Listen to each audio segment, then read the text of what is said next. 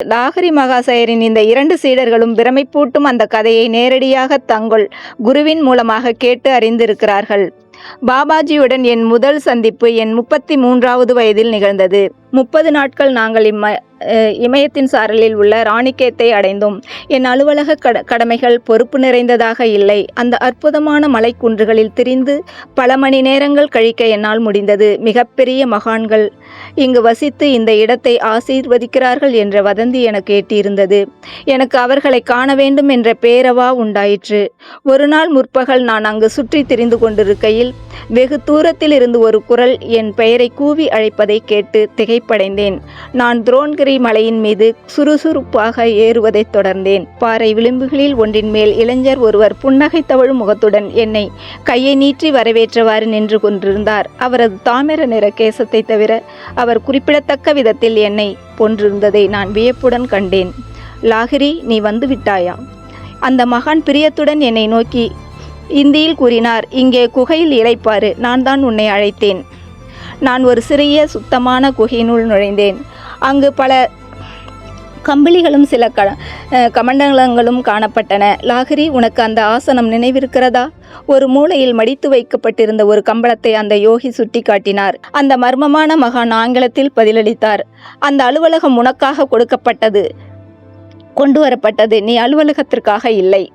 இந்த வனப்பிரதேச சந்நியாசி ஆங்கிலம் பேசுவது மட்டுமல்லாமல் கிறிஸ்துவின் வாக்கியங்களின் கருத்துகளையும் கூறுவதை கேட்டு நான் ஊமையானேன். லாகிரி, இந்த குகை உனக்கு உண்மையில் பரிச்சயமானதாக தோன்றவில்லையா? நான் ஒரு குழப்பமான மௌனத்தை கடைபிடித்த பொழுது அந்த மகான் என் அருகில் வந்து என் நெற்றியில் மிருதுவாக தட்டினார். அவருடைய காந்த ஸ்பரிசத்தினால் என் மூளையின் ஓர் அற்புத ஓட்டம் பெருக்கெடுத்தது. இதோ நீ என்னால் தயாரிக்கப்பட்ட அமுதத்தை அடிக்கடி அருந்திய கிண்ணம். ஒரு நாள் இதே கிண்ணத்திலிருந்து நீ மறுபடியும் பருகக்கூடும் என்று இந்த பித்தளை கிண்ணத்தை தேய்த்து பளபளவென்று எப்படி வைத்திருக்கிறேன் பார். எனக்கு உரியவனே, உனக்கு இப்பொழுது புரிகிறதா? என் குருதேவா, நான் என்ன சொல்ல? நான் உடைந்த குரலில் மெதுவாக கூறினேன். அவர் காட்டின் வழியே என்னை இட்டுச் சென்றார். பாதையில் ஒரு திருப்பத்தை நாங்கள் அடைந்தவுடன் தூரத்தில் இருந்த நிலையான வெளிச்சத்தினால் இரவின் இருட்டு ஒளியூட்டப்பட்டது. தன் சங்கற்பத்தை திரும்ப பெறும் எடுத்துக்கொள்ளும் பொழுது பூமியின் சகல அணுக்களும் சக்தியாக மாறிவிடும். அணுசக்தி திரும்ப அது உற்பத்தியான இடமாகிய உணர்வு நிலைக்கே சென்றுவிடும். உலகம் என்ற எண்ணமே அதன் புறத்தன்மையிலிருந்து மறைந்துவிடும். கனவு பொருளானது காண்பவரின் அடிமனத்தின் எண்ணத்தினால் உருவாக்கப்படுகிறது. இணைக்கப்பட்டுள்ளவோ அவ்வெண்ணம் விழிப்பு நிலையில் விளக்கப்படும் போது கனவும் அதன் மூலப்பொருட்களும் கரைந்து விடுகின்றன. ஒரு மனிதன் கண்ணை மூடிக்கொண்டு ஒரு கனவு படைப்பை நிறுவுகிறான். விழித்ததும் எந்த முயற்சியும் இல்லாமல் அதை கலைத்து விடுகிறான். அவன் இறைவனுடைய மாதிரி திட்டத்தை தான் கடைபிடிக்கிறான்.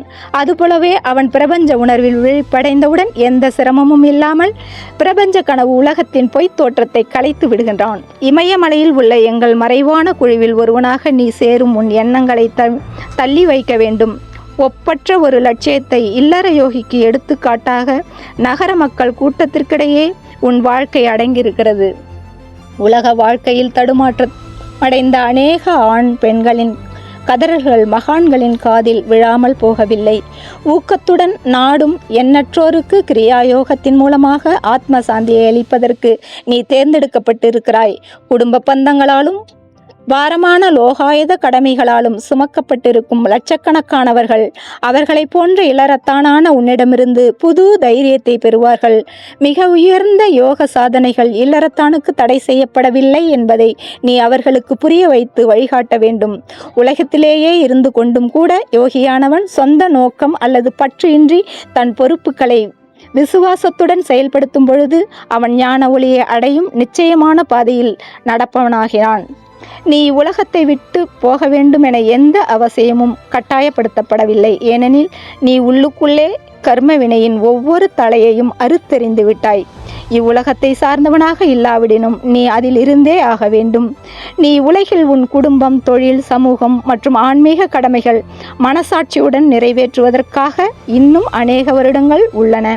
உலகப்பற்றுள்ள மனிதர்களின் வறண்ட இதயங்களில் தெய்வீக நம்பிக்கையின் புத்துணர்ச்சி ஊடுருவும். உன்னுடைய சமநிலையான வாழ்க்கையிலிருந்து அவர்கள் விடுதலை என்பது வெளித்துறவுகளை விட உட்துறவை சார்ந்து இருக்கிறது என்பதை உணர்ந்து கொள்வார்கள்.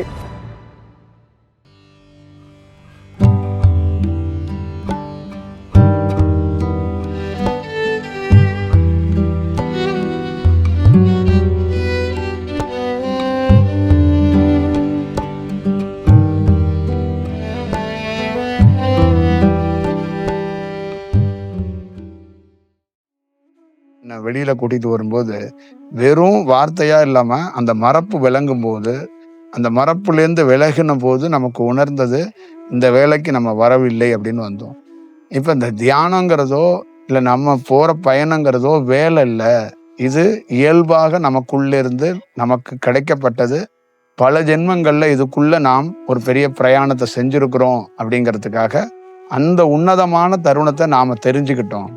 அப்ப அந்த மரப்பு விலகும் போது நமக்குள்ள இருந்து அந்த உன்னதமான தருணத்தை தெரிஞ்சுக்கிற வாய்ப்பு உருவாக்கப்பட்டது. அப்படி வாய்ப்பு உருவாகும் போது நம்ம செய்யற வேலைய இந்த பிரயாணத்தை நம்ம செஞ்சுக்கிட்டு இருக்கோம். ஒண்ணு. ரெண்டாவது, அவரு அந்த குரு சிஷ்யரோட சந்திப்புல அவர் ஒரு ஒரு எண்ணெயை கொடுக்குறாரு. இதை குடிச்சிட்டு போய் அந்த ஆத்து ஓரமா படுத்துக்க அப்படிங்கிறாரு. அப்ப அவர் குடிச்சிட்டு போய் படுக்கும்போது அந்த உஷ்ணமான ஒரு செயலுக்குள்ள ஒண்ணு இருக்கு. அதுதான் அது அப்ப அந்த உடலுக்குள்ள ஒரு வேலை நடக்குது.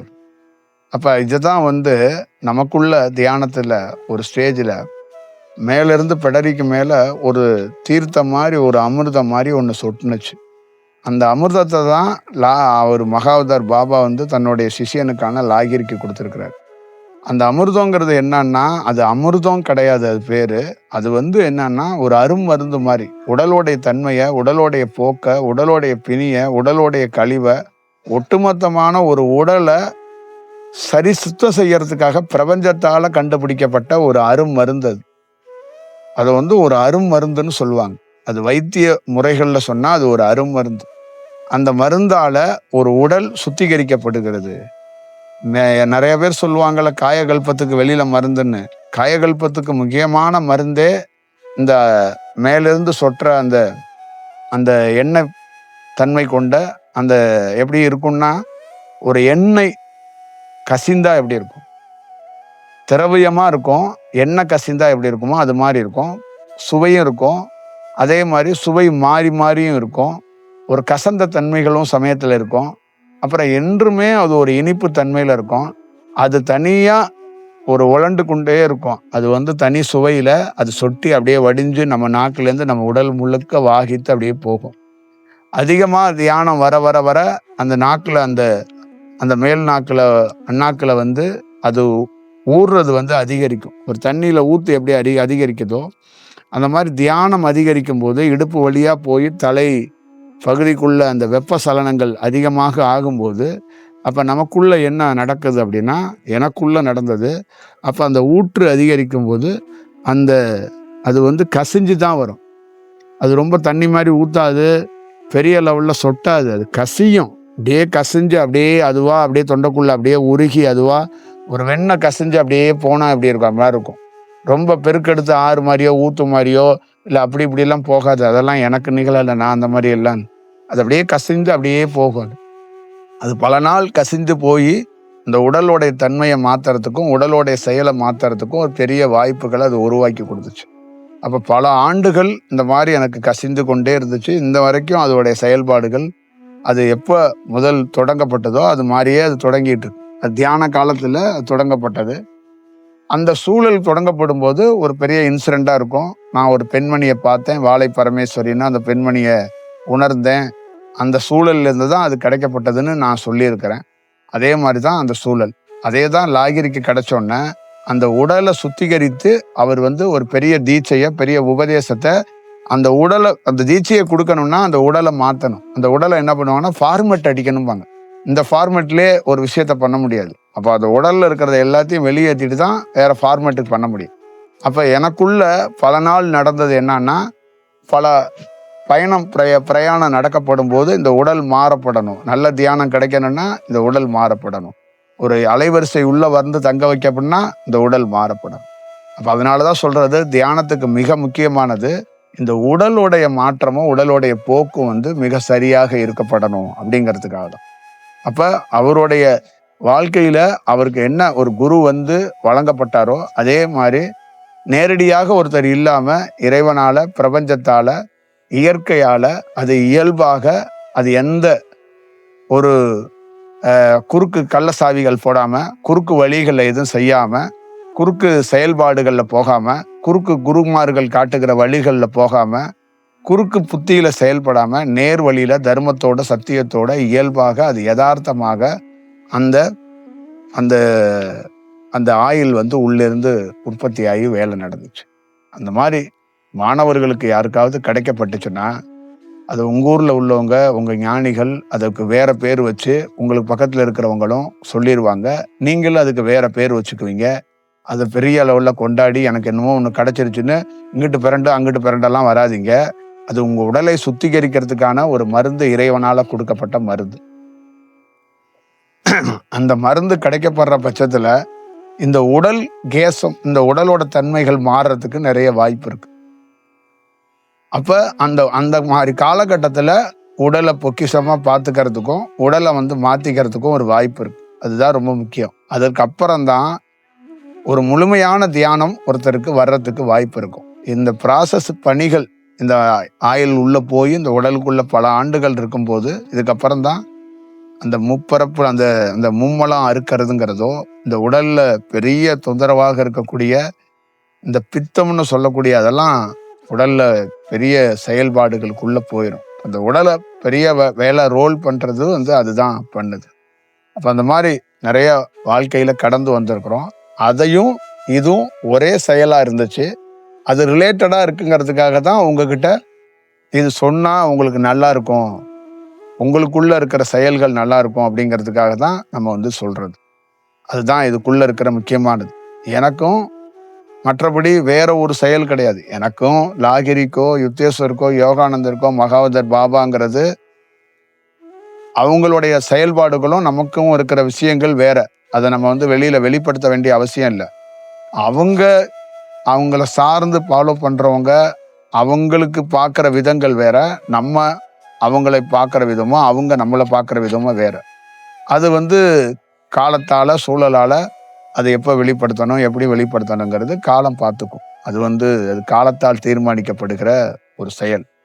அப்ப தியானம் பழகிற ஒவ்வொருத்தருக்குள்ளேயும் தன்னுடைய ஒரு இயற்கையா ஒருத்தர் தியானத்துல உருவாகப்படுவார் அப்படின்னா, நீங்க எந்த ஊர்ல இருந்தாலும் எப்படி இருந்தாலும் உங்களை இயற்கை வந்து எடுத்துட்டு வந்துடும். ஒரு பெரிய பின்னடைவுல பெரிய கீழ்நிலையில வாழ்க்கையை தொலைச்சிட்டு சுத்திக்கிட்டு இருந்த ஒரு சராசரி தள்ளாடுகின்ற ஒரு இளைஞன், மாயையில் சுத்தி கொண்டு இருக்கிற இளைஞனா தான் என் வாழ்க்கை இருந்துச்சு. எல்லா மனிதனுக்குள்ள இருக்கிற அந்த அந்த சின்ன சின்ன ஆசைகளுக்காகவும் கனவுக்காகவும் சுத்தி தெரிகிற ஒரு இளைஞர் பட்டாளங்கள் போலதான் நம்ம வாழ்க்கையும் இருந்துச்சு. அதுக்குள்ள இந்த தியானங்கிறது ஒரு அற்புதமான மலரும் போது அந்த மலருங்கின்ற தருணத்துக்கு அப்புறம் நம்மளோட வாழ்க்கையில பெரிய மாற்றம் இருந்துச்சு. அந்த இளைஞன் என்ற பருவத்துல நாம் செய்த தவறுகளை நாமே சரி செய்யறதுக்கு ஒரு வாய்ப்பு உருவானுச்சு. நம்மளுடைய பயணத்துக்குள்ள யாரும் சொல்லி கேட்காத, யாரும் சொல்லியும் ஒரு அறிவுரைகளையோ ஒரு செயலையோ தன்னை மாத்திக்க முற்படாத ஒரு மனிதன் மட்டும்தான் தன்னை மாத்திக்கிறதுக்கு முற்படவே மாட்டான். தான் செய்யறது சரி என்று நியாயப்படுத்தி கொண்டே இருப்பான். அந்த மாதிரிதான் நம்ம நிறைய பேர் சொல்லுவது கூட, தாய் சொல்லி தகப்பன் சொல்லி நம்ம கூட இருக்கிற முக்கியமான உறவுகள் சொல்லி கூட மாத்திக்காம இருந்த நாம இந்த தியானம் நாம் செய்வது தவறு, நாம் போவது பாதை தவறுங்கிற அந்த உணர்வுகளை அது ஏற்படுத்தும் போது நான் அதை மாத்திக்கிட்டேன். அதை மாத்திக்கிறதுக்கான ஒரு சூழல் வந்துச்சு. இப்போ அதிலிருந்து விடுபட்டு வந்துதான் தியானத்துக்குள்ள ஒரு வேலையை நம்ம செய்ய தொடங்கணும், செஞ்சுக்கிட்டு இருக்கோம். அப்போ உங்களுக்குள்ளேயும் ஒரு தியானங்கிறது ஒன்று கிடைச்சிச்சுன்னா ஒரு மாறுபட்ட மனிதனாக நீங்க உங்களை சரி செய்யறதுக்கு ஒரு வாய்ப்பு இருக்கும். ஒரு சின்ன நீங்க கட்டியிருக்கிற புடவை, நீங்க போட்டிருக்க சட்டை, நீங்க அணிந்திருக்க துணியில எங்கேயாவது ஒரு சின்னதா ஒரு விரிசல் விழுந்துருச்சுன்னா அதை எப்படி தச்சு நாமளே சரி செஞ்சுக்கிறோமோ அந்த மாதிரி நீங்க செய்த தவிர நீங்களே சரி செய்யறதுக்கு ஒரு வாய்ப்பு இறைவனால கிடைக்கும்னா அது தியானம் தான். இந்த உலகத்துல எந்த மூலையிலையும் ஒரு மனிதனுக்கு அவன் செஞ்ச தப்ப ஜெயிலையோ இல்லை ஒரு நீதியரசர் கொடுக்குற தண்டனையிலையோ இல்லை வேற வடிவத்துக்குள்ளேயோ ஒரு நோயாலையோ ஒரு ஒரு ஒரு கீழ்நிலையை போய் ஓடுறதோ இல்லை கோயில் குளங்களை தேடுறதுனாலையோ ஒரு மனிதன் தன்னுடைய தவறையோ தன்னுடைய வாழ்க்கையோ சரி செய்து கொள்ள முடியாது. தன்னுடைய வாழ்க்கையை சரி செய்யறதுக்கு ஒரு வாய்ப்பு என்னன்னா, அங்க ஒன்னே ஒன்று நடக்கும். நீ குற்றவாளியா நிரபராதியா, நீ நல்லவனா அப்படிங்கிற அந்த தீர்ப்பை உனக்குள்ளே நடக்கிற தியானம் உனக்கே காட்டி கொடுக்கும். நீ எப்படியாப்பட்ட வாழ்க்கையை வாழ்ற, நீ எப்படியாப்பட்ட சூழல்ல இருக்கிற, என்ன மாதிரி சூழல்ல பயணிக்கிற அப்படின்னு உனக்கு காட்டும்.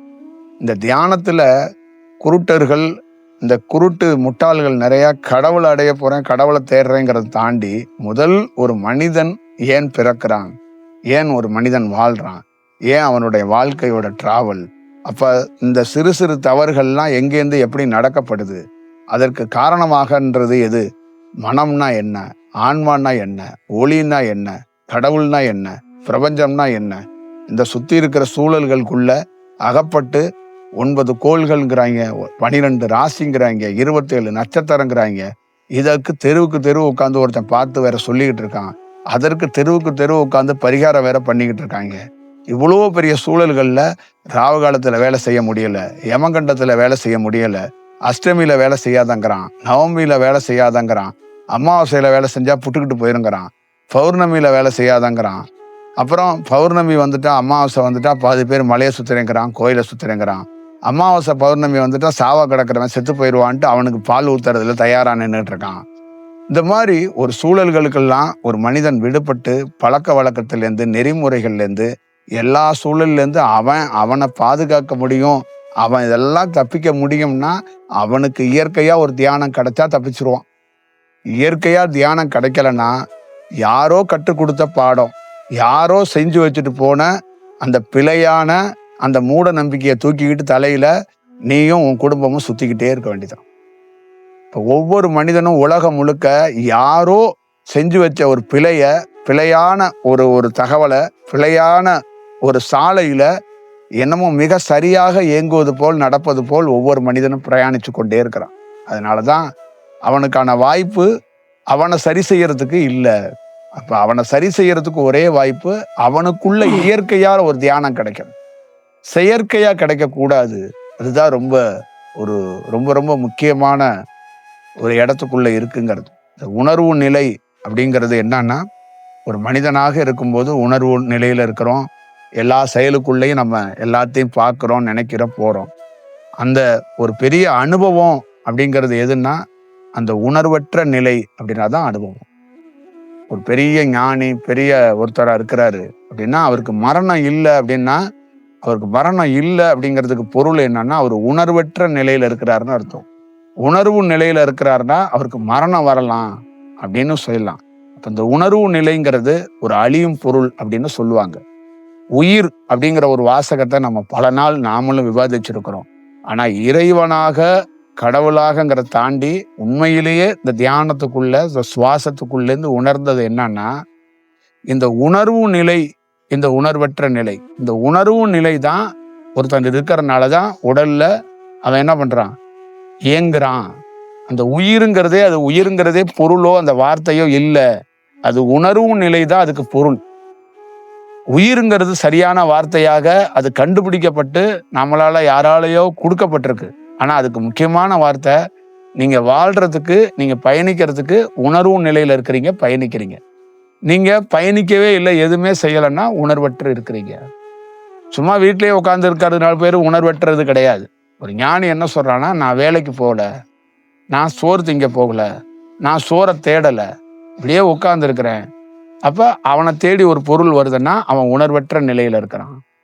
இப்ப உணர்வு நிலையில இருக்கும்போது நீங்க 1 மணிக்கு வயிறு பசிக்கும், சோறு எவன் போடுவான், அதனால காலையிலே கிளம்பி வேலைக்கு போய் நகரம் முழுக்க தேடிட்டு நாமளும் சோத்தை தின்னுட்டு வீட்டில் இருக்கிறவனுக்கு கொஞ்சம் அரிசியை வாங்கிட்டு வருவோன்னு வர்றீங்க. ஆனா ஒரு ஞானி அவன் போய் இந்த மாதிரி சோத்தை தேடுறதோ பண்றதோ கிடையாது. அவன் உட்கார்ந்து இருக்கிறான், அவனை தேடி சோறு வருது. அப்ப அவன் உணர்வற்ற நிலையில தெரிஞ்சு கொள்றான். அதே மாதிரி ஒரு ஞானி பிச்சை எடுக்க போறான், உணர்வு நிலையில தனக்கு பசிக்கும், தன் உடலை காப்பாற்றணும் அப்படிங்கிறதுக்காகலாம் கிடையாது. அந்த உணர்வற்ற நிலையில இது எதற்காக கையேந்தப்படுகிறது, ஏன் கையேந்தப்படுகிறது அப்படிங்கிறத தெரிஞ்சுக்கிறதுக்காக போறான். அப்ப தேவையே படாத ஒரு பொருளை தேவைப்படுற மாதிரி அது மனிதர்கள் வாழ்றாங்கல்ல, அதோட சூழல் என்னங்கிறத அறியறதுக்காக அவன் போறான். இப்படிதான் அதோடைய சூழலாக இருக்கு. அப்ப அந்த உணர்வு நிலையில இருக்கும்போது ஒவ்வொரு மனிதர்களுக்குள்ளேயும் அவங்களுடைய செயல், அந்த உணர்வு தன்மையிலே இருக்கிறாங்கல்ல மனிதர்கள், அவங்களுடைய டைப்ல இருக்கிறாங்க, கான்டாக்ட்ல இருக்கிறாங்க, ஒரு சூழல்ல இருக்கிறாங்க. அந்த உணர்வற்ற நிலையோடைய ஒரு இறைவனோ, கடவுளோ, ஞானியோ, யோகியோன்னு சொல்றவங்களோட ஐக்கியமாகறதுக்கோ, அவங்களோட பயணிக்கிறதோ ரொம்ப கஷ்டப்படுறாங்க, ரொம்ப கடினமா இருக்கிறாங்க. இந்த உலகம் முழுக்க ஞானியோட பயணிக்கிற எவனுமே அந்த உணர்வற்ற நிலைக்கு போகணும்னு எவனும் வர்றது இல்லைங்க. தேங்காய் மூடி எங்க வீட்டுல காணோம், மோர் உர குத்தனா அதுக்கு கொஞ்சோண்டு தயிர் வேணும், எங்க வீட்டுல ஓரத்துல 2 டைல்ஸ் போடாம இருக்கு, அதை போடணும், என் புள்ள படிச்சுக்கிட்டே இருக்கு, 3 புக்கை படிச்சுட்டு 4வது புக்கு படிக்கும்போது தூங்கிடுது. இப்படி ஒரு விதவிதமான ஒரு கற்பனை மூட்டையை தூக்கிக்கிட்டு தான் ஒரு ஞானிகிட்ட வர்றான். அவன் உணர்வற்ற நிலையில இதுல இருந்து விடுபட்டு, இந்த வாழ்க்கையிலேருந்து விடுபடுங்கிறதுக்காகத்தான் அவன் உட்கார்ந்து இருக்கிறான். ஆனா அவன்கிட்ட இவன் வந்து என்ன சொல்றான்னா, நீங்களே சொன்னாலும் நான் விடுபட மாட்டேன் அப்படின்னு அவன்கிட்ட ஒரு ஆலோசனை கொடுக்குறான். என்ன ஆலோசனை கொடுக்குறான்னா, உணர்வற்ற நிலையில இருக்கிற ஒரு ஞானிகிட்ட வந்து அதி புத்திசாலியாக இருக்கக்கூடிய இந்த தேசத்துல மக்கள் வந்து என்ன கொடுக்குறாங்கன்னா, சுவாமி நீங்க எதுவும் தப்பா நினைச்சுக்காதீங்க, தீவிரமான நான் தியானம் பண்ணணும்னு நினைக்கிறேன், இறைவனை தேடணும்னு நினைக்கிறேன், ஆனா என்னன்னா எனக்கு ஒரு 4 பிள்ளைங்க இருக்கு, இந்த பிள்ளைங்க எல்லாம் நான் கொஞ்சம் செலவு பண்ணி நல்ல நல்ல காலேஜில் எல்லாம் சேர்த்து விட்டுட்டேன், எல்லாம் படிக்குதுங்க, அதனால நான் வேலைக்கு போய் அவங்கள காப்பாற்றணும், அதே மாதிரி அந்த பிள்ளைங்களையும் படிக்க வைக்கணும், அதுக்கப்புறம் அதுங்களுக்கு கல்யாணம் பண்ணி குழந்தையெல்லாம் அது ரெடி பண்ணி விட்டுட்டு, அதுக்கப்புறம் என் மனைவி இந்த வீடுகிட்டலாம் செட்டில் பண்ணிட்டு நான் அதுக்கப்புறம் என்னுடைய கடமையை முடிச்சுட்டு வரேன் சாமி, நீங்க என்னை பார்த்துக்கங்க, ஆனா நான் சொன்ன மாதிரி வந்துடுவேன், ஆனா அதுக்கு தென்பையும் தைரியத்தையும் கொடுத்து என்னை வாழ வைங்க, அதுக்கு தான் உங்களை பார்க்க வந்தேன், ஆனா எனக்கு தியானம் வேணும், அதை நான் விட மாட்டேன் சுவாமி, ஏன்னு கேட்டீங்கன்னா எனக்கு தியானம் இல்லைன்னா பைத்தியம் பிடிக்கிற மாதிரி இருக்கு, தியானத்தையும் கொடுங்க, ஆனா இதுல இருந்து இந்த குடும்பத்தை பார்க்கணும் அப்படிங்கிறான். சரி, உடனே அவன் பார்த்துட்டு என்னடா அது, உணர்வற்ற நிலையில் இருக்கிற நமக்கு இவன் வந்து இவ்வளவு பெரிய கதையை சொல்லிட்டு போறானா, அப்ப நம்ம என்னதான் ரோல், நம்மளுடைய வேலை என்னதான் அங்க அப்படிங்கிறது தான் அவனுடைய செயலா இருக்கு. அப்ப அவன் என்ன பண்றான், இப்ப என்னதான் செய்ய முடியும் அதுக்கு.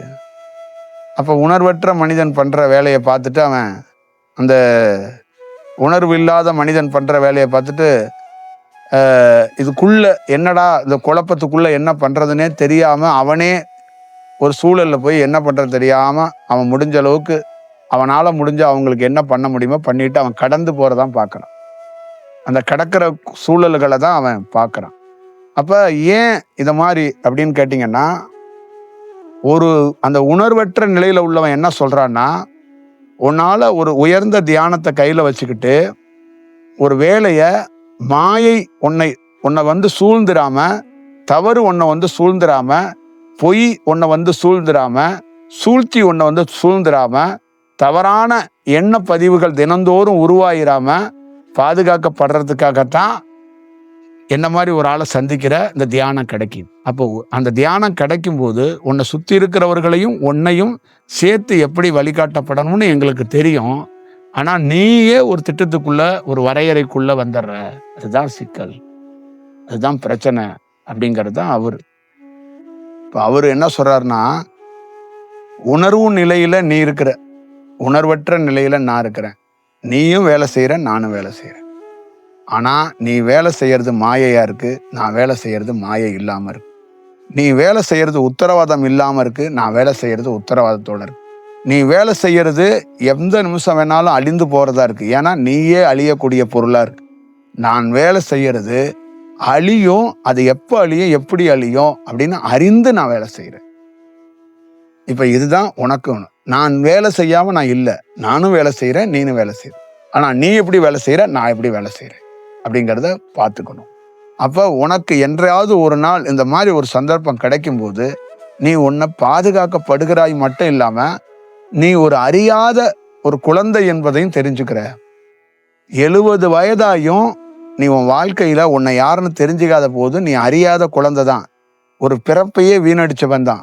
எத்தனையோ மனிதர்கள் தன்னுடைய யாருன்னு தெரிஞ்சுக்கிறதுக்கே எத்தனையோ பிறப்பு எடுக்கிறான், எறும்பா எடுக்கிறான், நாயா எடுக்கிறான், பட்டாம்பூச்சியா எடுக்கிறான், தட்டானா எடுக்கிறான், மனிதனா எடுக்கிறான், குரங்கா எடுக்கிறான், ஆனா ஒரு பிறப்புலையும் தெரிஞ்சுக்க மாட்டான். ஆனா ஒரு பிறப்புலையாவது தெரிஞ்சுக்குவாங்கிறதுக்காக தான் இந்த பிரபஞ்சம் மீண்டும் மீண்டும் அவனுக்கு ஒரு வாய்ப்புகளை வழங்கப்படுது. அப்ப அந்த ஒரு பிறப்புலையும் அவன் தெரிஞ்சு கொள்ளாம ஒவ்வொரு பிறப்புக்குள்ளேயும் அவனுக்கு ஒண்ணு இருக்குல்ல, அதையே நோக்கி அவன் பயணிக்கிறான். அப்ப அவனுக்கு நேரடியா ஒருத்தர் அது இல்லை அப்படின்னு உணர்த்தோ காட்டுறதுக்கோ ஒருத்தர் வந்து நிற்கும் போது கூட அவரையும் இவன் வந்து பயன்படுத்திக்க மாட்டுறாங்கிறது தான் பெரிய சூழலுக்குள்ள இருக்கிறது. அப்ப ஒவ்வொரு மனிதனுக்குள்ளேயும் இதிலிருந்து விடுபட கத்துக்கணும் அப்படிங்கிறதா ரொம்ப முக்கியம். ஒரு குடும்பத்தை ஒரு உணர்வற்ற நிலையில இருக்கிறவரை போய் சந்திக்கும் போது அவர் பார்த்துக்குவார் குடும்பத்தை, அவர் பார்த்துக்குவார் நம்மளை, அவர் பார்த்துக்குவார் தொழில. அவருக்கு தெரியும். அவருக்கு போய் நம்ம போய் ஆலோசனை சொல்லி நம்ம ஒரு வேலை செய்ய வேண்டியது இல்லை அப்படிங்கிறத முதல்ல உணரணும். இந்த நம்புறது, இந்த நம்பி இருக்கிறது அப்படிங்கிறதெல்லாம் அங்க இல்லை. அங்க நீங்க நம்புறதுங்கிறத தாண்டி நீ ஒரு வேலையை தொடங்கும் போது அப்ப அந்த உணர்வற்ற நிலை உன்னை வழிகாட்டும், உன்னை பாதுகாக்கும், உன்னை ஒரு கீழ்நிலைக்கு போக விடாம அப்படியே உன்னை அறத்தோட கூட்டிட்டு போகும். அப்ப உன் குழந்தைகளுக்கு நல்ல கல்வி மட்டும் கிடைக்கல, ஒரு நல்ல தன்மையும் கிடைக்கும். என்ன, நீ இன்னைக்கு யார்கிட்டயும் சொல்லி உன் குழந்தைக்கு மாப்பிள்ளை பார்க்கற, ஆனா இந்த மாதிரி உணர்வற்ற நிலையோட ஒருத்தரோட வழிகாட்டுதல்ல பயணிக்கும் போது அந்த ஆன்மாவுக்கு யார் கணவனாக வர வேண்டுமோ, யார் ஒரு ஆணுக்கு ஒரு பெண்ணுக்கு ஒரு ஆணுக்கு ஒரு பெண் வர வேண்டுமோ அவங்க தானாக வருவதற்கு, அது அமையறதுக்கும் அவர் ஒரு வழிவகை செஞ்சிருவார். நீ உனக்கு ரோல் கம்மியாக்கிடுவார். நீ தேடுறல்ல டென்ஷன்ல, எனக்கு பாருங்க, எனக்கு ரோல் கம்மி, நான் ரொம்ப அலட்டி எல்லாம் வேலை செய்ய வேண்டியதில்லை, புரியுதுங்களா? நான் ரொம்ப அலட்டுறது கஷ்டப்படுறதுங்கிறது உள்ள இருக்கிற அலைவரிசையை பேலன்ஸ் பண்ணதான் நம்ம போராடுறோமே ஒழிய நாம வேற எதுக்கும் அலட்டுறது இல்லை, வேற எதுக்குமே எதுக்கு பண்றது கிடையாது, வேற எந்த சூழலுக்கும் எதுவுமே செயல்படுறது கிடையாது. அப்ப அது ஏன் அப்படின்னா அந்த உணர்வற்ற நிலையில எந்த பொருள் உனக்கு கிடைக்கும், எந்த பொருள் வருங்கிறத நமக்கு தெரியறதுனால அது அலட்டுறது.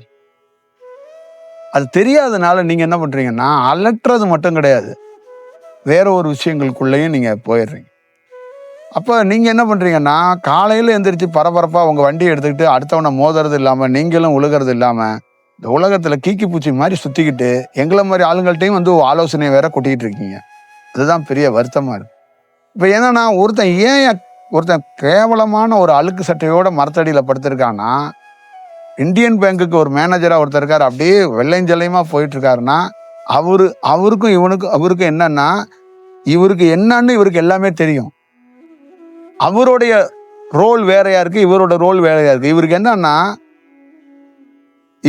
இவருடைய பொசிஷன் என்னன்னா இந்த உலகம் என்ன ஏன் இயங்குதுங்கிறத தெரிஞ்சுக்கிட்டு அழுக்கையும் கவலைப்படல, வெள்ளையும் கவலைப்படல, அப்படியே மரத்தடியில் தூங்கிட்டு இருக்காரு. தெரியாதனால நீங்க 9 மணிக்கு ஆபீஸ்ல போய் உட்காந்து வேலை பார்த்துக்கிட்டே இருக்கிறீங்க. புரியுதுங்களா? இதுதான் அதுக்குள்ள இருக்கிற விஷயம். இப்ப நான் போறேன், பல ஊர்களுக்கு போனேன். எந்த பேங்க்ல எங்க போய் நான் வேலை செஞ்சேன், மாசம் பல ஊர்ல போறேன், பல ஊருக்கு கார் எடுத்துட்டு போறேன், பல ஊர்ல தங்குறேன். இதெல்லாம் எப்படி நிகழுது? உங்களுக்கு தெரியும்ல, மனிதர்கள் குரங்குக்கு கூட உதவி செய்வான், மனிதனுக்கு மனிதன் உதவி செய்ய மாட்டான். மனிதன் குரங்கோட மோசமானவன்னு உங்களுக்கு தெரியும், புரியுதுங்களா? யாரை வேணாலும் இந்த உலகத்தை நம்பலாம், மனிதனை நம்பக்கூடாதுன்றுவாங்க, புரியுதுங்களா? அவங்க அப்படியாப்பட்ட கேரக்டருங்க, யோசிச்சுக்கிட்டே இருப்பாங்க, புதுசா யோசிப்பாங்க, புரியுதுங்களா? திட்டம் அவங்கள மாதிரி உலகத்துல யாராலையும் திட்ட முடியாது. அதனாலதான் இறைவன் சொல்வார், நமக்கு ரோலே இல்லை, அவங்களுக்கு தான் ரோல் அப்படின்ட்டுருவார்.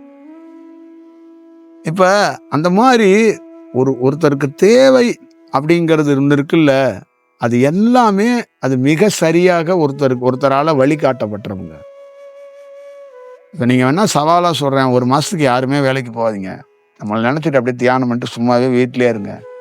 நீங்க எல்லாம் செத்து போறீங்களா உயிரோட இருக்கீங்களான்னு செக் பண்ணி பார்ப்போம். ஏதாவது மிக சரியா நடந்துச்சுன்னா அடுத்த மாசத்துல இருந்து என்னன்னு சேஞ்ச் பண்ணுவோங்கிறேன். அந்த 1 மாசத்துக்குள்ள உங்க பதட்டம் எல்லாம் என்ன ஆகுது, நீங்க என்னென்ன பண்றீங்கிறத பார்ப்போம். இல்ல இந்த உலகம் இயங்காம நிக்க போதா, இல்ல உங்க வீட்டுல எல்லாம் அடுப்பு கொதிக்காம நிக்க போதா, இல்ல நீங்க எல்லாம் சோறு திங்காம இருக்க போறீங்களா, என்னன்னு பார்ப்போம். ஏன் இவ்வளவு பதட்டம், ஏன் இவ்வளவு ப்ரெஷர்? நீங்களே ஓடுறீங்க, நீங்களே ஆடுறீங்க, நீங்களே பாடுறீங்க, அப்புறம் மெடிக்கல் ஷாப்ல போய் நின்னுக்கிறீங்க, டாக்டர்கிட்ட போய் நின்னுக்கிறீங்க. என்ன அப்புறம் எங்களை மாதிரி ஆளுங்கள்ட்ட வயிற்ற வலிக்குதுங்கிறீங்க, கையை வலிக்குதுங்கிறீங்க, தலையை வலிக்குதுங்கிறீங்க, முதுக வலிக்குதுங்கிறீங்க. அப்போ இதெல்லாம் ஒரு காரணம் என்னன்னா எல்லாத்தையும் நீங்க செஞ்சுக்கிட்டு அதுக்கு சொல்யூஷனையும் தேடிக்கிறீங்க. அப்ப சொல்லி ஒருத்தர் ஆசுவாசப்படுத்தி நிதானப்படுத்தினா இருக்க மாட்டாங்க, புரியுதுங்களா? எங்கேயுமே யாரும் போகக்கூடாது, இங்கேயே உட்காந்துருங்க அப்படின்னா உட்காந்துருப்பீங்களா? அப்ப நீங்க போய் எங்கேயாவது கண்ட இடத்துல மோதிட்டு வந்து என்கிட்ட ஏன் குறைய சொல்றீங்க? நீங்க போய் பிரேக் பிடிக்காம எங்கேயாவது விழுந்துருவீங்கிறதுக்காக தான் உங்களை உட்கார சொல்றேன். அப்புறம் நீங்க போனீங்கன்னா லோல் படுவீங்க, லொங்கு படுவீங்கன்னு சொல்லிட்டு தானே நான் சொல்றோம். நீங்க என்ன நினைச்சுக்கிறீங்கன்னா அது உங்களுக்கு பிடிச்ச வாழ்க்கையா இருக்கும். நீங்க போய் இந்த ஓடுறீங்கல்ல, அது ரொம்ப உங்களுக்கு பிடிச்ச வாழ்க்கையும் ரொம்ப பிடிச்ச விஷயமா இருக்கு. நான் சொல்றது உங்களுக்கு கொஞ்சம் குழப்பமா இருக்கலாம். ஆனா இதான் நிதர்சனமான உண்மை. இதான் உண்மையின் பொருளும் இதுதான். இது இப்போ உங்களுக்கு தெரியாது. என்னைக்காவது ஒரு நாள் அதனாலதான் இந்த மாதிரி ஒரு அனுபவம் பெறும்போது அவன் நினைக்கிறான், அடாடாடா என்னடா உடல்ல போட்டு இப்படி டயர்டு பண்ணிட்டோமே, தேவையில்லாம அப்படி பண்ணிட்டோமே அப்படின்னு அவன் ஃபீல் பண்றான். அதனாலதான் அவன் சொல்றான், உண்மையான அந்த தியானத்துல ஒரு அனுபவம் பெற்றவன் ரொம்ப கரெக்டா ஒரு விஷயத்த பார்ப்பான். இதுதான் ரொம்ப முக்கியம். கரெக்டா பார்க்கணும் அப்படிங்கிறது தான் ரொம்ப ரொம்ப முக்கியம். கரெக்டா பார்ப்பான் அப்படிங்கிறது என்னன்னா, இந்த உலகம் எப்படி இயங்குதுங்கிறது அவனுக்கு தெரியும். அப்ப அவனும் எப்படி இயங்கணுங்கிறது தெரியும். அப்ப அவன் அலட்டிக்க மாட்டான். இப்ப நீங்க கோட்டு போடும்போது நான் கோட்டு போட்டா என்ன தப்பு? ஏன் போட மாட்டோம்? ஏன் தவிர்க்கிறோம்? சொல்லுங்க. சிம்பிள்சிட்டி எல்லாம் கிடையாது. ஏன் நீங்க சேவிங் பண்ணும்போது நான் சேவிங் பண்ணிக்க கூடாதா? நான் ஒரு கண்ணாடியை வாங்கி மாட்டிக்க கூடாதா? இதெல்லாம் ஏன் அப்படின்னா, அதுதான் அந்த உணர்வற்ற நிலைக்கு போறதுக்கான வாய்ப்புகள். சாமியார் செட்டப் கிடையாது இது. சாமியார் செட்டப்னு ஒரு செட்டப் இருக்கு. அந்த செட்டப் எல்லாம் கிடையாது. புரியுதுங்களா? இது வேற. இதுக்குள்ள ஒண்ணு இருக்கு. உண்மையான தகவல் ஒண்ணு இருக்கு. அப்ப அந்த உடல், அந்த செயல் இதெல்லாம் ஒரு பெரிய செயலா இருக்கு. குண்டலினி சக்தின்னு நேற்று சொன்னேன், நாக சக்தின்னு சொன்னேன். அந்த உணர்வற்ற நிலைக்கு யார் மாறுறாங்களோ அந்த நாகம் தன்னுடைய உடலே விட்டுருமா. அந்த உடல் இல்லாத நிலைக்கு மாறிடும். அப்ப அங்க என்ன இருக்கும்னா, அங்க ஏதுமற்ற நிலை இருக்கும். இப்ப நீ பயிற்சி காலத்துல உணர்வு நிலையில இருக்கும்போது ஒரு பாம்பு மூவ் ஆகுற மாதிரி உடலுக்குள்ள ஒரு நரம்பு மூவ் ஆகுற மாதிரி, ஒரு சக்தி மேல போற மாதிரி கீழே வர்ற மாதிரி ஒரு செயல் இருக்கும். இது உணர்வு நிலை. அந்த உணர்வற்ற நிலைக்கு நீ போனா அந்த பாம்பே உடல் இல்லாம போயிருமா. புரியுதுங்களா? இதுதான் அதுக்குள்ள இருக்கிற அந்த உணர்வு. அப்ப பாம்பே உடல் இல்லாம போயிருச்சுன்னா அப்ப என்னவா இருக்கும் அங்க? என்ன இருக்கும் அங்க? எதுவும் இல்லை. ஆனா அந்த பாம்பு அந்த உணர்வு நிலைக்காக ஒண்ணு இருந்துச்சுல்ல, அதுதானே நீங்க உயிர்னு சொல்றீங்க. அப்ப உணர்வற்ற நிலைக்கு போகும்போது அது இருக்கும். அது எப்படி இருக்கும்னா, அதுதான் இந்த உலகத்தை சிருஷ்டி பண்ணுதுங்கிறாங்க. அப்ப நீங்க எப்படி ஆயிருவீங்கன்னா, எல்லாத்தையும் பார்க்கக்கூடிய திறன் உங்களுக்கு வந்துடும். புரியுதுங்களா? அப்ப அந்த நிலைக்கு மாறும்போது உன் உடலே இல்லாத நிலைக்கு நீ போயிருவ. அப்ப நீ என்ன பண்ணுவன்னா, உடல் இல்லை, உருவம் இல்லை, பேர் இல்லை, மதம் இல்லை, ஜாதி இல்லை, எதுவும் இல்லை. ஆனா ஒண்ணு இருக்கு.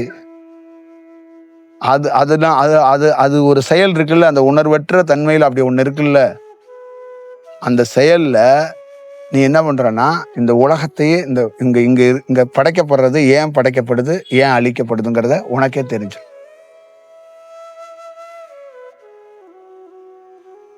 புரியுதுங்களா? இதுதான் அதுக்குள்ள இருக்கிற. அப்ப இது ஒரு கூடை, இது ஒரு மூங்கில் கூடை. அந்த உணர்வற்ற நிலைக்கு போனோம்னா இந்த கூடை ஃபுல்லா மலர்கள் நிறைந்துடும். இப்ப இந்த கூடை எதுன்னா ஆகாயம்னு வச்சுக்கோங்க. இந்த ஆகாயத்துக்குள்ள மலர்கள் எதுனா நட்சத்திரங்கள். அப்ப அந்த உணர்வற்ற நிலையில இருக்கிறாங்கல்ல, அவங்கள்கிட்ட நீங்க போனா அந்த ஆகாயத்தை தொட்டீங்கன்னா அங்க ஆகாயமே ஒண்ணு இருக்காது. வெளியில இருந்து பார்க்கும்போது ஒரு வானம், ஒரு ஆகாயமா இருக்கு. நீங்க கிட்ட போனீங்கன்னா அது இருக்காது. ஏன்னா அது உடல் இல்லாத தன்மை என்று பேரு. நீங்க நட்சத்திரத்திட்ட போறீங்கல்ல, அது மின்னது இல்ல, அது தெரியுது இல்ல, அதுதான் உணர்வற்ற நிலை. புரியுதுங்களா? அந்த உணர்வற்ற நிலை கிட்ட போய் தொட்டீங்கன்னா, அங்க போய் நட்சத்திரமே ஒண்ணு இருக்காது. நெருப்பை போய் தொட்டிங்கன்னா உங்களுக்கு சுடும், ஆனால் நெருப்பை நீங்கள் பிடிக்க முடியாது. இதுதான் உணர்வற்ற நிலைங்கிறது. புரியுதுங்களா? இப்போ இந்த மாதிரி உணர்வற்ற நிலையில் இருக்கிற எல்லா செயலுக்குள்ளேயுமே ஒவ்வொரு ஒரு ஒரு காலக்கணக்கு இருக்கு, ஒரு சூழல் இருக்கு. அப்போ அந்த சூழல்ல இருந்து தான் அவன் ஒரு செயல்பாடுகளை செஞ்சுக்கிறான். ஒரு மண்பாண்டம் இருக்கு, அந்த மண்பாண்டம் உடைந்து நொறுங்கப்படுது அப்படின்னு வச்சுக்கோங்க. ஒரு கண்ணாடி இருக்கு, அதுவும் உடைந்து நொறுங்கப்படுது.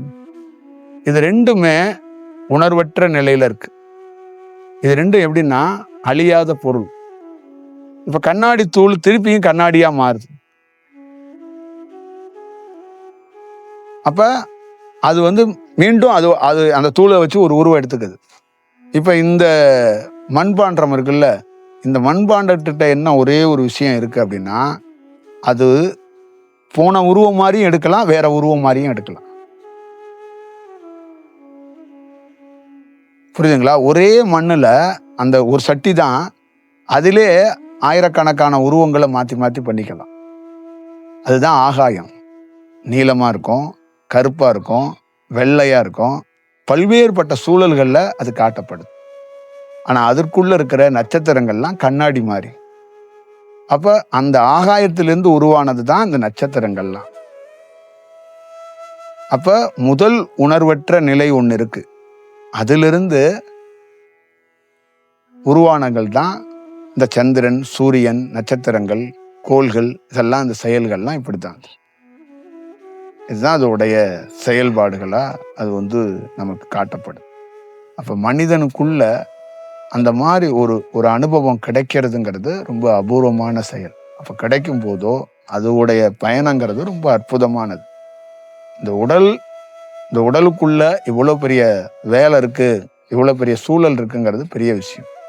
என்னுடைய சொந்த அனுபவத்துல உடல்ல நிறைய இடங்கள்ல யாரும் விஞ்ஞானிகள் கூட இந்த மாதிரி பார்த்துருப்பாங்களான்னு தெரியல. நான் சொந்த எக்ஸ்பீரியன்ஸில் நிறைய விஷயங்களை நான் எனக்குள்ளே நான் அனுபவிச்சிருக்கிறேன். அப்போ உடல்ல இருக்கிற ஒவ்வொரு பொருளும் தேவையற்ற பொருள், தேவையற்ற இடம் அப்படிங்கிறது ஒன்று இருக்குல்ல, அந்த மாதிரி ஒரு இடம் கூட இல்லை. எல்லாமே தேவையற்ற ஒரு செயலை தான் இருக்கு. அப்போ அந்த நிறைவு பெறும்போது, அந்த உணர்வற்ற நிலைக்கு போகும்போது, அந்த உடலே இல்லாத ஒரு தன்மைக்கு போயிடுது, அந்த உடல் இல்லாத ஒரு சூழலுக்கு போயிடுது. ஆனா அப்ப அங்க ஒண்ணு இருக்குங்கிறதுக்கு என்னன்னா, ஒன்றும் இல்லை அப்படிங்கிறதுக்கு அந்த சூழல் சொன்னேன்ல, ஒரு மண்பாண்டம் இருக்கு, அது உடஞ்சு போயிடுச்சுன்னா தூளா ஒன்றும் இல்லாம ஒன்று தூளா கிடக்கு, அந்த தூளே இல்லாம கூட போயிடும். ஆனா அதோடைய அந்த அந்த அந்த வைப்ரேஷன் ஒன்று சொல்றாங்கல்ல, அது வெற்றிடத்துலையும் அதோடைய அந்த இது தாக்கம் இருக்கும்பாங்க. இப்ப அண்டத்துல மிதக்குது தான் எல்லாம், யாரும் தாங்கி எல்லாம் பிடிக்கல. அந்த மிதக்கிறது என்னன்னு கேட்டீங்கன்னா, ஒரு சின்ன அதிர்வு இருக்கும். அதுதான் அந்த உணர்வற்ற நிலைங்கிறது. தியானத்துக்குள்ள நடக்கிறதே ஒரு அதிர்வுகள்ல உள்ள ஒண்ணு நடக்கும். ஒரு செயல் உள்ள ஒரு அலைவரிசையா உள்ள போறது வர்றது ஒரு செயல் இருக்கும். இப்ப நம்ம போய் உள்ள அண்ட சராசரம் மாதிரி உள்ள போய் அலசி பார்த்தோம்னா எதுவும் இருக்காது. இப்போ என் உடல்ல போய் ஒரு மருத்துவத்தை ஆய்வு கூட்டம்னா வெப்பசலனங்கள் அதிகமா இருக்கு, கால்சியம், பொட்டாசு இந்த மாதிரி செயல்கள் வேணா கூடியிருக்கு போயிருக்கு, இவருடைய செயல்கள்ல அப்படி வேணா கணக்கெடுக்கலாமே. இவருக்குள்ள ஒரு இறைவன் இருக்கிறார், ஒரு அலைவரிசை இருக்கு, ஒரு ஜோதி இருக்குங்கிறதெல்லாம் போய் எந்த ஸ்கேன்லயோ எந்த ரிப்போர்ட்லயோ ஆராய்ச்சி பண்ணி எடுத்துட்டு வர முடியாது. புரியுதுங்களா? அதான் இந்த ஐஸ்கிரீம்ங்கிறவருடைய மூளையை தூக்கி நான் பல கூறா வெட்டி ஆய்வு பண்ணி பார்த்தா அதுல ஒன்றும் கண்டே பிடிக்க முடியல அவங்களால. புரியுதுங்களா? அதுதான் இன்னைக்கு மருத்துவத்துக்குள்ள இருக்கிற செயல் வடிவமா இருக்கும். இப்போ ஆகாயத்துக்குள்ள சுத்துறான், சந்திரனுக்குள்ள போய் சுத்தி பார்க்கறான், அங்க ஒண்ணுமே, அவன் குடியிருக்கிறதுக்கு தான் பார்க்கறான், அங்க யாராவது இருக்கமான்னு. இங்கேருந்து நீ பார்க்கும்போது சந்திரனை பௌர்ணமி கும்பிட்டுக்கிட்டே இருக்கிற, அவன் சந்திரனுக்குள்ள போய் குடியிருக்க பார்க்கறான், சந்திரனுக்குள்ள எவனும் இல்லையே. புரியுதுங்களா? அப்ப சந்திரனை இங்கேருந்து பார்க்கும்போது ஒரு உருவமா இருக்கு, அதுக்குள்ள போயிட்டோன்னா அதுவே வெற்றிடமா தான் இருக்கு. புரியுதா? இந்த பூமியை நீ உள்ள வெளியிலேருந்து பார்க்கும்போது ஒரு பொருள் உள்ள வந்துட்டேன்னா வெற்றிடமா இருக்கு. உனக்குள்ள போய் அலசி ஆராய்ஞ்சிட்டு நீ வெளியில வந்துட்டேன்னு வச்சுக்குவே, உன் உடல் வெற்றிடம். இந்த தியானத்துக்குள்ள எனக்கு என்ன நடக்குதுன்னா, உனக்கு என்ன நடக்கணும்னா, இந்த தியானத்துல உன் சுண்டி விரல்லேருந்து தலை வரைக்கும் எல்லாத்தையும் சுத்தி அலசி ஆராய்ஞ்சு வந்து எல்லாத்தையும் பார்த்துட்டு முடிச்சுட்டு ஒரு இடத்துல நீ என்ன சொல்றன்னா, ஒன்றும் இல்லை அப்படின்னு சொல்ற. இதான் தியானம், வேற ஒண்ணுமே இல்லை. எல்லா இடத்தையும் கம்ப்ளீட்டா நீ சுத்தி பார்த்துட்டு ஒன்றும் இல்லைங்க அங்க. அதுக்குள்ள நீ சுத்துறதுக்குள்ள என்ன ஆகுதுன்னா, நீ சுத்தி பார்க்கறதுக்கு ஒன்று போறல, விமானத்திலேயோ ராக்கெட்லயோ போகல, ஒரு அலைவரிசை. இப்போ அந்த அலைவரிசையில உன் உடல் எல்லாமே மாறி போயிரு. அப்ப அந்த உணர்வு நிலையில இருக்கிறல்ல, அப்ப உணர்வற்ற நிலைக்கு நீ போயிடுற. அந்த உணர்வற்ற நிலைக்கு நீ போகும்போது மரணம் நீ அடைவதில்லை. அப்ப நீ என்ன பண்ற, உன் உடலை ஒரு மண்பாண்ட மாதிரி நீனே நுணுக்கிக்கிற. புரியுதா? அப்ப நுணுக்கி இப்படியே பரவலி இந்த வெட்ட வழியில் அப்படியே ஸ்ப்ரெட் பண்ணி விட்டுற. எங்க இருக்கிறனே தெரியல. எப்ப தேவைப்படும் போதோ திருப்பி நீயா வந்து அந்த ஒன்றோடு ஒன்று ஒரு ஈர்ப்புல அப்படியே சேர்றதுக்கு வாய்ப்பு இருந்து, அந்த மண்ணெல்லாம் ஒன்னா சேர்ந்து அது என்ன உருவம் எடுக்குதோ அப்போ ஒரு உருவம் எடுக்கிறாங்க. புரியுதுங்களா? இப்படிதான் நடக்குது. இப்ப நீங்க என்ன பண்றீங்கன்னா, அந்த உள்ள இருக்கிற அலைவரிசையில வாழ்ந்துகிட்டே இருக்கும்போது உணர்வு நிலையில ஒரு நாள் புட்டுக்கிட்டு போயிடணும்னா அந்த வெளியில போயிருது. ஒண்ணு போனோன்னா அந்த உடல் என்ன ஆகுது, ஒன்றும் இல்லை. அப்ப இந்த உடலை தூக்கிட்டு போய் என்ன பண்றீங்க, மண்பாண்டம் மாதிரி நீங்க நசுக்கல, உங்களை நசுக்கி சொந்தக்காரங்க எல்லாம் கட்டி காயெல்லாம் வச்சு உங்களுக்கு அரிசியெல்லாம் வாயில ஊட்டி விட்டு தூக்கி வந்து உங்களை புதைச்சிடுறான், இல்லை எரிச்சிடுறாங்க. நிறைய கோடீஸ்வரனா இருந்தால் டைல்ஸ் எல்லாம் ஒட்டி உங்களை புதைச்சி வைப்பாங்க. இவ்வளவுதான் இதுக்குள்ள இருக்கிற. இப்போ அவன் ஒருத்தன் உணர்வற்ற நிலையில இருக்கிறவன் தன்னுடைய உடலை வந்து யார்கிட்டையும் கொடுக்கறது இல்லை. புரியுங்களா? அவ்வளவுதான் அது. அப்ப அவனுக்கு என்ன பதில் சொல்றாங்கன்னா, அந்த உடலே அற்ற நிலைக்கு போயிட்டதுனால நான் வந்து பிறக்கிறது இல்லை, இறக்கிறது இல்லை, நான் விடுபட்டவனா இருக்கிறேன். அப்ப நீங்க என்னை கொண்டு போய் இந்த மாதிரி கேட்டகரியில சேர்க்காதீங்க. அதே மாதிரி என்னை போய் அவதாரம் கடவுள் அந்த மாதிரி கூட சொல்லாதீங்கன்னு அவனுடைய கருத்து தான் அது. அது அவதாரம் நான் கிடையாது, நான் வந்து இப்போ ஒரு கடவுளும் கிடையாது. புரியுங்களா? அவ்வளவுதான். இந்த யூனிவர்சல்ல சொல்லப்படுறது எல்லாமே சொன்னாங்கல்ல, அதுல அந்த புக்கில் சொல்லியிருக்குல்ல, மனதால ஒரு எண்ணம் தோன்றுறது இல்லை. அப்ப எண்ணம் தோன்றி நீங்க ஒண்ணு பண்ணிக்கிறீங்க. என்ன பண்றீங்க, நம்ம வீட்டுல ஒரு லட்டு அக்கா பண்ணா அதோட சூப்பரா நம்ம பண்ணணும் அப்படின்னா அது மனம் தோன்றுது. அப்ப மனம் இல்லாம நான் ஒண்ணு பண்றேன். அப்ப எண்ணத்தால நீங்க ஒண்ணு பண்றீங்க, எண்ணம் இல்லாம நான் ஒண்ணு பண்றேன். இதுதான் உலகம் முழுக்க நடந்துகிட்டு. புரியுதுங்களா? அப்ப இதுதான் ஒரு கற்பனை உலகம் அப்படின்னு சொல்றோம். இப்ப நம்ம மனதோட எண்ணத்தால செயல்படுற எல்லாமே ரொம்ப சிரமமாகவும், ரொம்ப கிரியேட் பண்றது ரொம்ப கடினமா இருக்கு. நம்ம வாழ்க்கையை கிரியேட் பண்றதே ரொம்ப கஷ்டமா இருக்கு. நம்ம அடுத்தடுத்த ஒரு ஸ்டெப் வச்சா 4 ஸ்டெப் கீழே விழுவுறோம், இல்லைன்னா டயர்ட் ஆகுறோம், இல்லைன்னா ஏதோ ஒரு எனர்ஜி மிஸ் ஆகுது, இப்படி கஷ்டப்படுறோம் இந்த எண்ணத்திலேருந்து மனதிலேருந்து செயல்படுறது. அப்போ அவன் மனம் இல்லாதவன் அந்த மாதிரி ஸ்டெப் எடுத்து வைக்காம, அது அவனுக்கு தெரியுது, அந்த சுழற்சியை தெரிஞ்சதுனால காத்து இருக்கிறான். 9 மணிக்கு ஒரு வேலை நடக்கிறத நீங்க வந்து எப்படி வேணாலும் ஷெட்யூல் பண்ணி போவீங்க. அவன் வந்து 9 மணிக்கு தான் அது நடக்கும் அப்படின்னு பார்த்தீங்கன்னா, அந்த 9 மணிக்கு தான் அவன் வந்து பார்ப்பான் அதை, அந்த பொருளையே. நீங்க 9 மணிக்கு அந்த பொருளை பார்க்கணும்னா பல 9 மணிக்கு முன்னாடியே தயாராகி அந்த பொருள் எப்போ வரும்னு வீட்டிலேயே உட்காந்துட்டு கால்குலேட்டர் வச்சுட்டு உட்காந்துருப்பீங்க. புரியுதுங்களா? நான் உங்ககிட்ட சொல்லிடுறேன், ஒரு விசேஷமான மாம்பழம் கிடைக்கும் இரவு 9 மணிக்குன்னு சொல்லிடுறேன். சொன்னோன்னா நீங்க என்ன பண்ணுவீங்கன்னா, எப்போ 9 ஆகுன்னு தான் காத்துக்கிட்டே உட்காந்துருப்பீங்க. அவன் என்ன பண்றான்னா, மனம் இல்லாதனால அந்த 9க்கு தான் பார்ப்பான் அதை. அதுக்கு முன்னாடி அந்த மாம்பழத்தையும் மறந்துடுவான், அந்த செயலையும் மறந்துடுவான். புரியுதுங்களா? அதுதான் அந்த ஒரு செயல். அப்போ உங்களுடைய செயலும் அவனோட செயலும் எப்படி இருக்குங்கிறத நீங்க வந்து பார்த்துக்கணும். அப்போ தியானங்கிறதுக்குள்ளேயோ, தியானத்தை தாண்டி இந்த மாதிரி ஒரு அனுபவம் பெற்றவங்க, இந்த மாதிரி இருக்கிறவங்களோட பயணிக்கும் போது அந்த உணர்வு நிலை மாறும், அந்த நிலை மாறும். அப்போ அந்த எண்ணங்கள் சரியாகும், அந்த மனம் சரியாகும், அப்போ அந்த உடல் சீராகும், உடலுடைய போக்குகள் சீராகிறதுக்கு வாய்ப்பு இருக்கும். அப்போ வாழ்க்கையை ரொம்ப எளிதாக மட்டும் இல்லாமல் ரொம்ப ஒரு ஒரு சிம்பிளா நடத்துறதுக்கு வாய்ப்புகளை உருவாக்கலாம். நீங்க எவ்வளவு பெரிய இந்த தேசத்தோட ராஜா, முழு அதிகாரத்தையும் வச்சிருக்கிற ராஜா கூட கற்பனையால மனதால தான் அந்த வாழ்க்கை நடக்குது. புரியுதுங்களா? அவ்வளவுதான் அதுக்குள்ள இருக்கிறது. அப்ப நம்ம இந்த மாதிரி ஒரு சூழலுக்குள்ள இருக்கும்போது அதை ரொம்ப எளிதா அப்படி கடந்து போயிட்டே இருக்கலாம்.